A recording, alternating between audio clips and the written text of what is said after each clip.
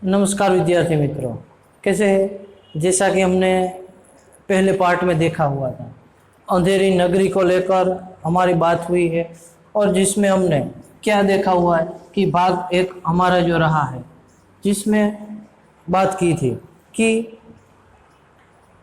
किस प्रकार का यह पूरा राज्य होता है, कि जो नगरी है यानी उनके लेखक को लेकर पहले तो हमने बात की थी भारतेंदु हरिश्चंद्र, जो कि उनके लेखक रहे हैं। ठीक है, तो पहले तो टेक्स्ट बुक जल्दी से आप ले लीजिए, पेज नंबर 84 जो है वो निकालिए और उसमें अंधेर नगरी को लेकर हमने जो बात की थी, पहले भारतेंदु हरिश्चंद्र का पूरा परिचय प्राप्त किया था, पात्र के सारे परिचय को लेकर।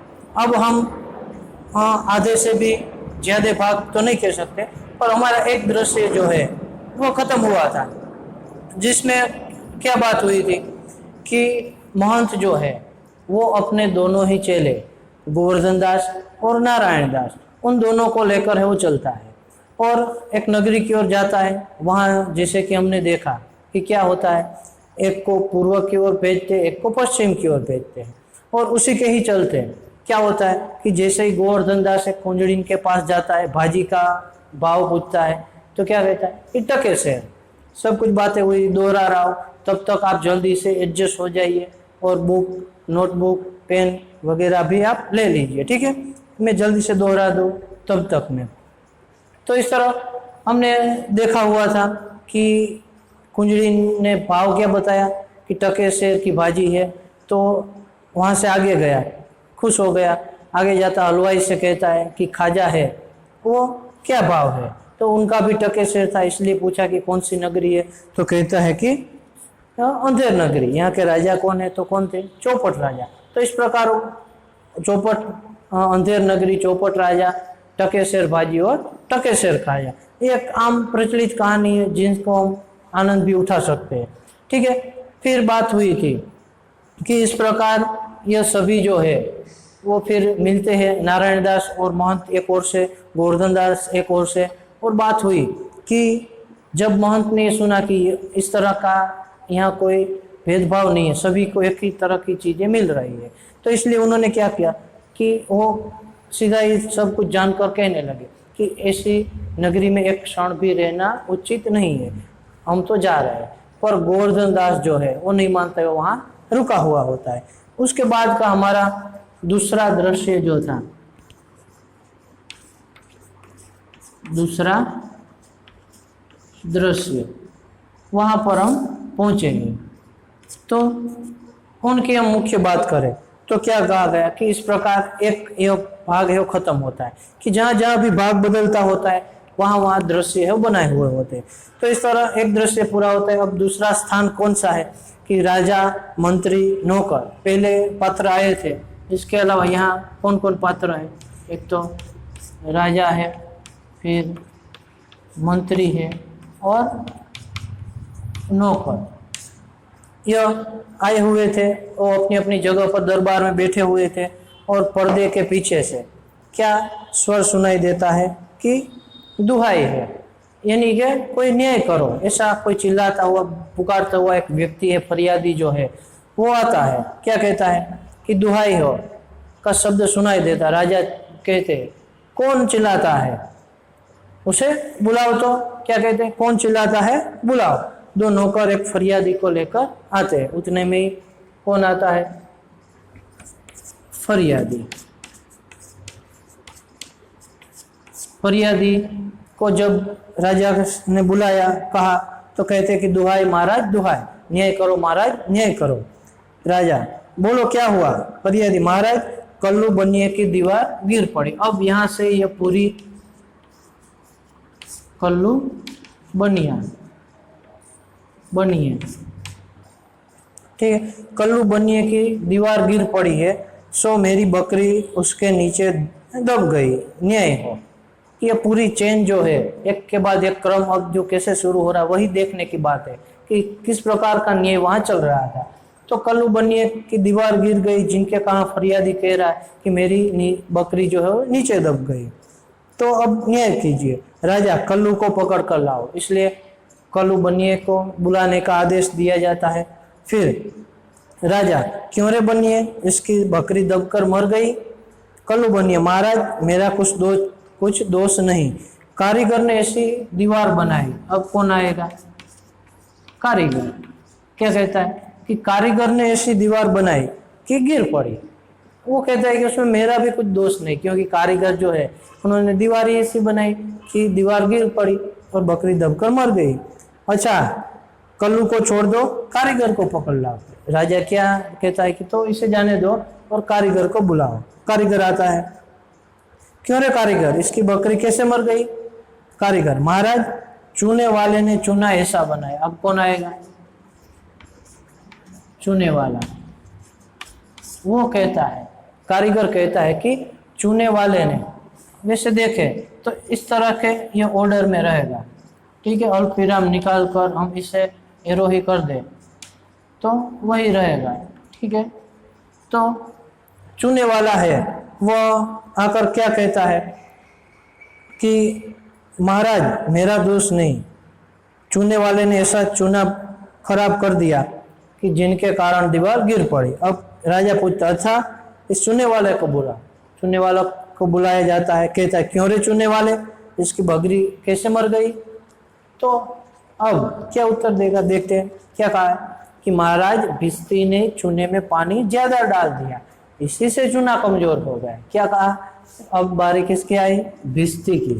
देखो ये पूरी ही चेन जो है वो इस तरह आगे ही बढ़ जाए, कहाँ रुक रही है वो अब देखना है क्या परिणाम आता है। तो क्या कहा चूने वाले कि भिस्ती। अब भिस्ती यानी कौन होगा कि जो मशक लिए हुए। मशक यानी क्या होता है कि जो चमड़े का बनाया हुआ थैला होता है, एक प्रकार की बैग, उसमें पानी भरा जाता है और भिस्ती जो होता है वो पानी उस चमड़े की थैली में यानी कि मशक में भरकर ले जाने का काम करते हैं, तो भिस्ती कहा जाता है। तो चूने वाले ने क्या कहा कि भाई वो तो भिस्ती जो है उन्होंने चूने में पानी ही ज्यादा डाल दिया, जिनके कारण चूना कमजोर बना और दीवार कमजोर बनी, गिर पड़ी और बकरी जो है वो मर गई। तो राजा कहता है तो भिस्ती को पकड़ो। भिस्ती को लाया जाता है। पूछा जाता है, क्यों रे भिस्ती, इतना पानी क्यों डाल देता है, दीवार गिर पड़ी, बकरी दबकर मर गई। भिस्ती का क्या कहना था? महाराज गुलाम का कोई कसूर नहीं, कसाई ने मशक इतनी बड़ी बनाई थी। अब किसकी बारी आई? कसाई। क्या कहा वो भी देखते हैं कि महाराज इस गुलाम का, यानी कि अपने आप को गुलाम कहते हुए कह रहे, इस गुलाम का कोई कसूर नहीं। कसाई ने मशक जो है, मशक की बात जैसे हुई हमारी कि एक चमड़े का थैला पानी भरा जा सके, तो कसाई ने इतनी बड़ी मशक दे दी कि जिनके कारण उसमें पानी है वो ज्यादा आ गया, तो ज्यादा पानी गिर गया, चूना कमजोर हो गया, दीवार कमजोर हो गई, दीवार गिर पड़ी और बकरी मर गई। तो ये पूरी कहानी धीरे धीरे धीरे है वो जुड़ती जा रही है। फिर क्या हुआ कि अच्छा भिस्ती को निकालो, कसाई को लाओ। राजा ने नया आदेश दिया, नौकर भिस्ती को निकालते हैं और कसाई को लाते हैं। भिस्ती को निकाला जाता है, कसाई को लाया जाता है।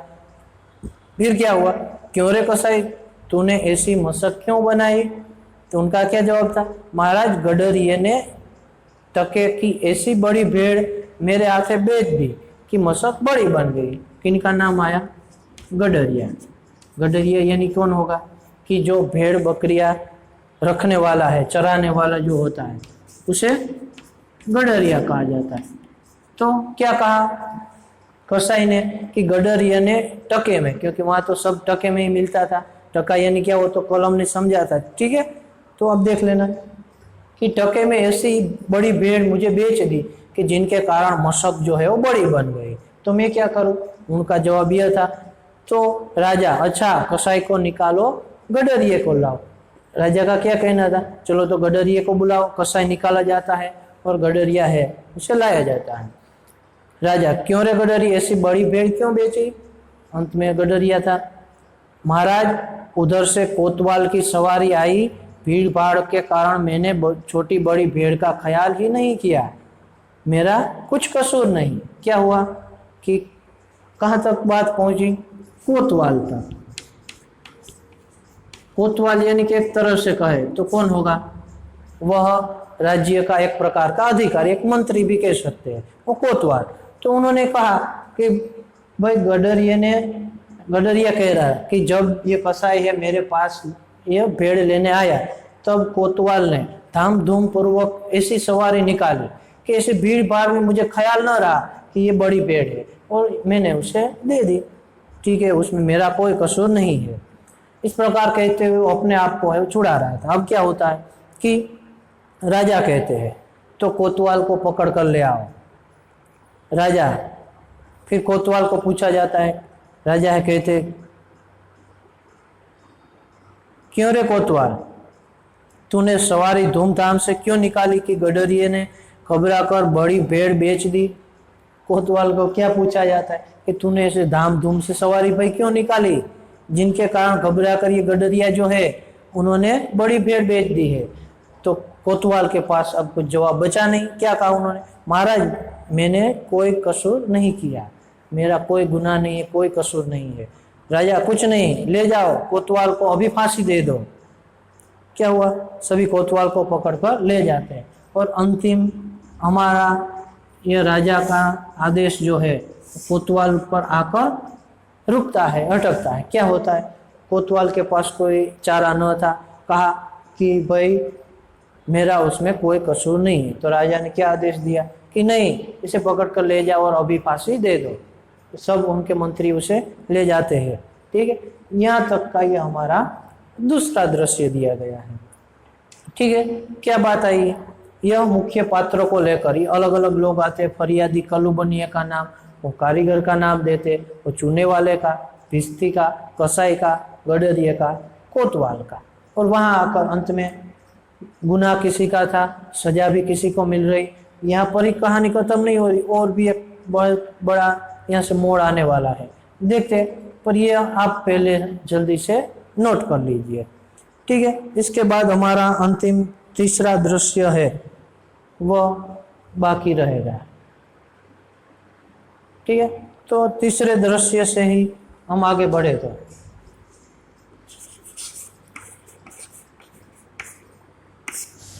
तीसरा दृश्य, अब क्या उसमें हमें मेन बाबत जो है, ये तो कहानी का भाग मिलेगा। देखते हैं कि गोवर्धन दास बैठा मिठाई खा रहा है। अब वापस कहानी कहाँ पर आती है, गोवर्धन दास पर। क्योंकि क्या हुआ था, पहले दृश्य में हमने देखा था कि महंत नारायण दास और गोवर्धन दास नामक अपने दो शिष्य होते हैं, उनके साथ यह अंधेर नगरी में आता है, और जिस प्रकार की पूरी घटना बनी टके शहर में सब कुछ मिलता था। महंत तो नारायण दास चले जाते, गोवर्धन दास वहां रुकता है, और गोवर्धन दास तो क्या होता है, पड़ा पड़ा है, मस्त सा मिठाई खा रहा होता है, खा पी कर है बहुत हट्टा कट्टा ताजा हो गया होता है। देखते हैं और भी क्या वर्णन दिया है। तो क्या होता है कि गोवर्धन दास बैठा हुआ मिठाई खा रहा है। गुरुजी ने हमको बेकार यहाँ रहने को मना किया था, माना कि देश बहुत बुरा है, पर अपना क्या, खाते पीते मस्त पड़े हैं।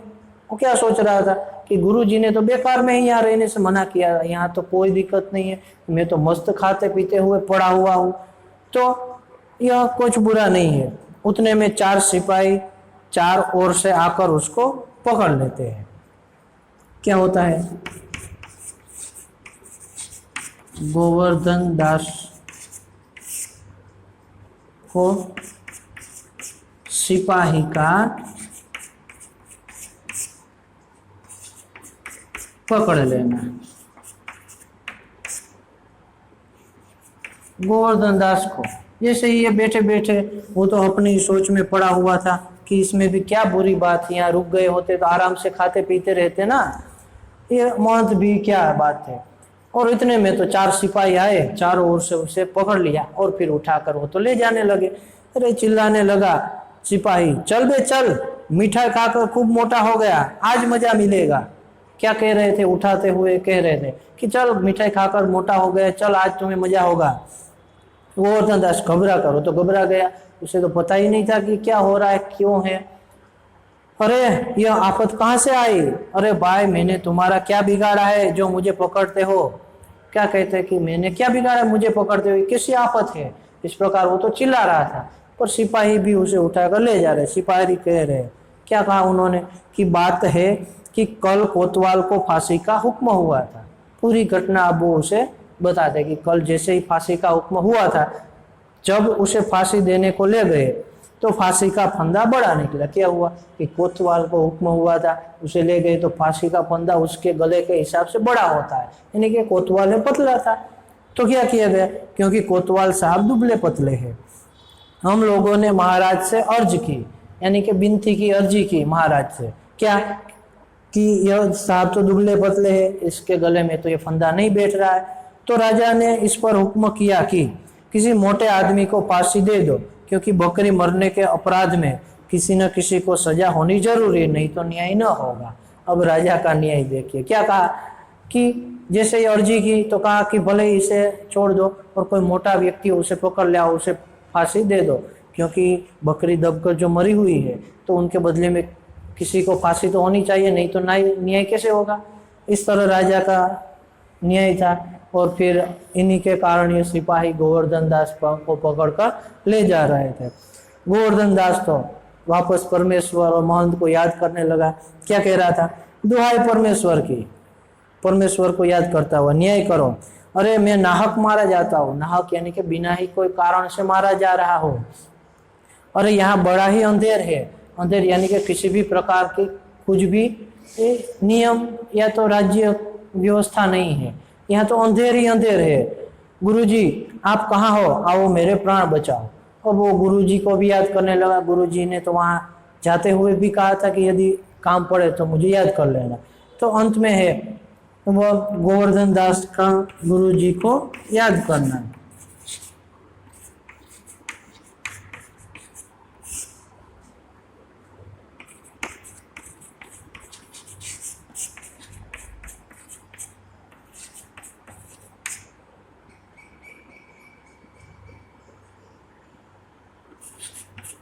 गोवर्धन दास को गुरुजी की याद, ऐसा हम मुद्दा है वो बनाते हैं, ठीक है। तो गोवर्धन दास जो है अंत में गुरुजी की याद आई, उसे बुलाने लगा। गोवर्धन दास, हाय बाप रे, मुझे बेकसूर ही फांसी देते हैं, कि मुझे तो बिना कोई कसूर के ही फांसी दिए जा रहा है। सिपाही, अरे चुप रह, राजा का हुक्म भला कहीं टल सकता है, राजा ने हुक्म दिया है वो थोड़ी ना टल सकेगा। गोवर्धन दास, हाय मैंने गुरुजी का कहना न माना। अब उसे गुरुजी की बात है वो याद आई कि उस वक्त भी गुरुजी ने भी क्या सही बात की हुई थी कि इस प्रकार यदि मैं यहाँ रहूँगा तो किसी भी वक्त कोई भी आफत आ पड़ेगी। और यही हुआ कि मेरा कोई कसूर नहीं तो भी मुझे फांसी के लिए ले जा रहा है। गुरुजी को याद करने लगा, कहा गुरुजी कहाँ हो, बचाओ, गुरुजी गुरुजी, वो चिल्लाने लगता है। और मानो उनका भी महंत के साथ कुछ कनेक्शन हो, इस तरह महंत भी सीधे ही वहाँ है पहुँच जाते हैं। क्या होता है, महंत आते हैं। महंत, अरे बच्चा गोवर्धन दास, तेरी यह क्या स्थिति है। गुरुजी, महंत जो वहाँ आते कहते, गोवर्धन दास ये तुम्हारी क्या स्थिति हो गई। तो गोवर्धन दास हाथ जोड़ते हुए कहने लगा कि गुरुजी, दीवार के नीचे बकरी दब गई जिसके लिए मुझे फांसी दी जा रही है, अब आप ही बचाओ। अंत में और कोई उपाय रहा नहीं कि बकरी दब गई और इनके परिणाम स्वरूप मुझे फांसी मिल रही है, अब आप बचाओ मुझे। अंत में महंत कहता है कोई चिंता नहीं, महंत को तो पता ही था ऐसा ही होने वाला है। वो कहते हैं कि आप चिंता मत करो, मैं यह प्रश्न हल कर दूंगा। क्या होता है देखते शब्द सही कि महंत कहते कोई चिंता नहीं, भों चढ़ाकर सिपाहियों से, भों चढ़ाकर, भों यानी क्या होगा, यह जो नेण है वो कहते हैं भों चढ़ाते, सुनो मुझे अपने शिष्य के अंतिम उपदेश देने दो। सिपाही ने थोड़ी देर के लिए छोड़ देते, गुरुजी चेले को कान में कुछ समझाते। क्या होता है, कहते हैं कि मुझे अपने शिष्य को उपदेश देना है, अंतिम समय है, जैसा कि हमारी परंपरा है। क्या होता है, किसी को फांसी दी जाती है, मृत्यु दंड होता है, तो उनकी अंतिम इच्छा पूछी जाती है, वो पूरी की जाती है। तो मानो इसी अर्थ में हम यहाँ ले तो क्या कि उनको अंतिम उपदेश देने के लिए सिपाही उसे छोड़ते हैं, महंत अकेले थोड़े दूर ले जाते हुए उसे कान में कुछ समझाते हैं। महंत, यह मुद्दा हम जोड़ सकते हैं, महंत का गोवर्धन दास को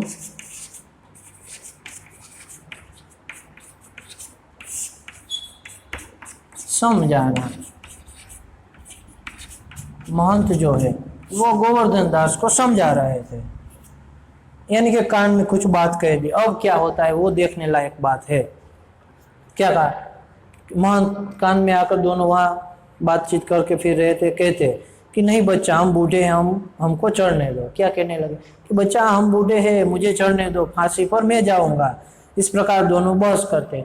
गोवर्धन दास कहते कि नहीं, आप मेरे गुरुजी है, मुझे फांसी हुई है, तो आप कैसे चढ़ोगे। तो महंत कहते हैं कि नहीं, मैं बूढ़ा हो गया, अब मेरा कुछ जीने का आशय भी नहीं है, तो मुझे फांसी चढ़ने दो।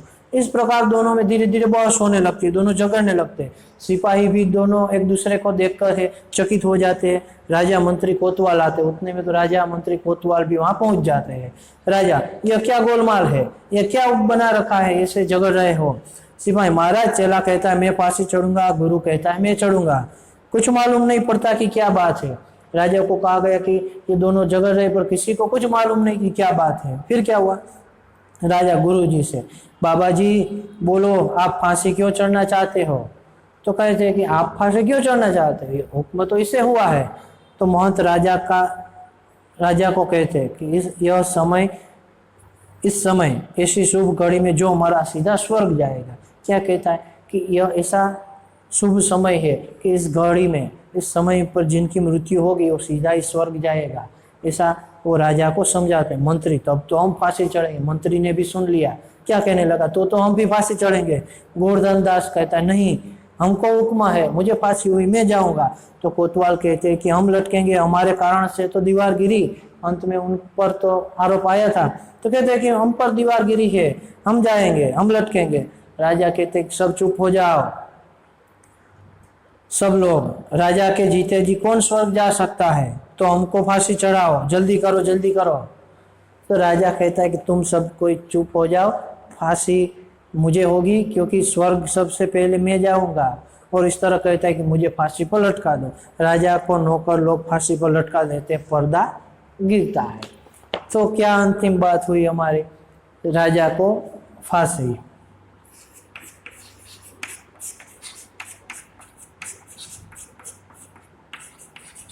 यानी कि राजा खुद ही है वो फांसी पर लटक जाते हैं। बात कहाँ थी और कहाँ पर आकर ये बात रुक जाती है। तो यह हमें क्या संदेशा देता है कि हमने अंत में देखा कि गोवर्धन दास को फांसी हो रही थी, वो महंत आते हैं, किस प्रकार युक्ति के सहारे उसे बचा लेते हैं, कहते कि स्वर्ग मिलेगा, और राजा खुद फांसी चढ़ जाते।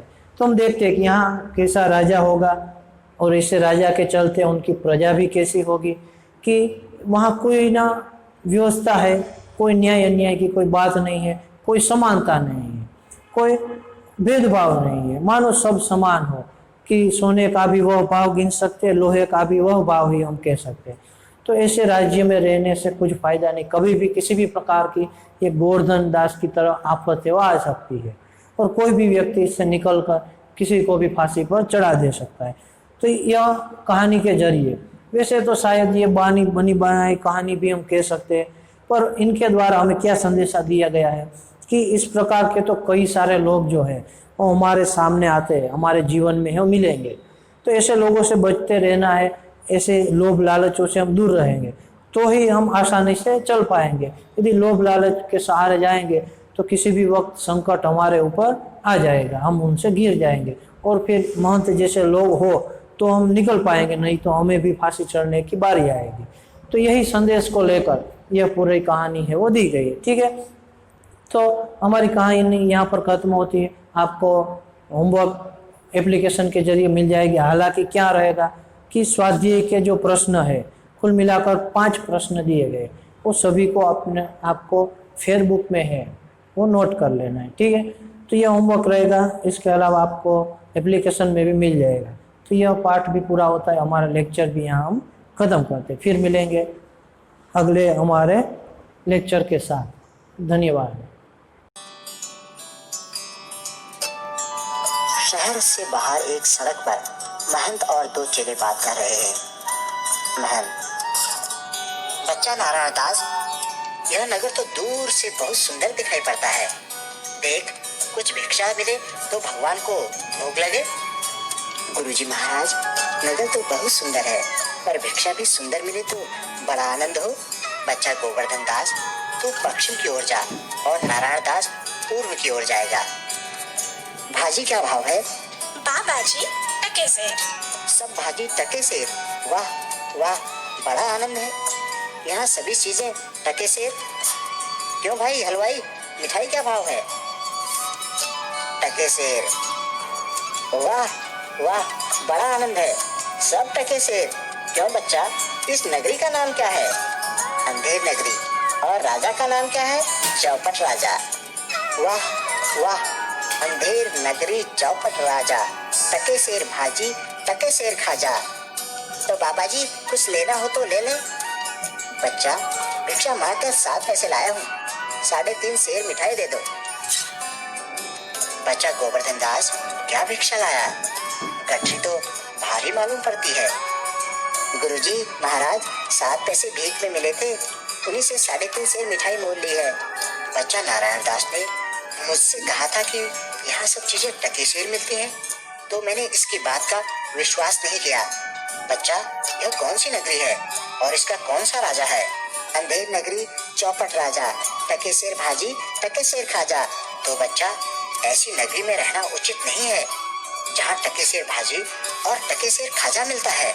गुरुजी, मैं तो इस नगरी को छोड़कर नहीं जाऊंगा, और जगह दिन भर मांगो तो भी पेट नहीं भरता, मैं तो यही रहूंगा। देख मेरी बात मान, नहीं तो पीछे पछताएगा।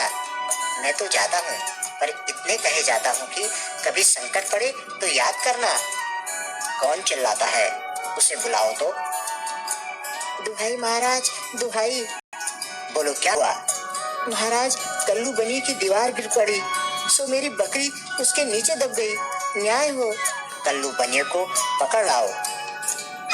क्यों रे बनिए, इसकी बकरी क्यों दबकर मर गई? महाराज, मेरा कुछ दोष नहीं, कारीगर ने ऐसी खराब दीवार बनाई, गिर पड़ी। क्यों रे कारीगर, इसकी बकरी कैसे मर गई? महाराज, चूने वाले ने चूना ऐसा खराब बनाया कि दीवार गिर पड़ी। अच्छा, उस चूने वाले को बुलाओ।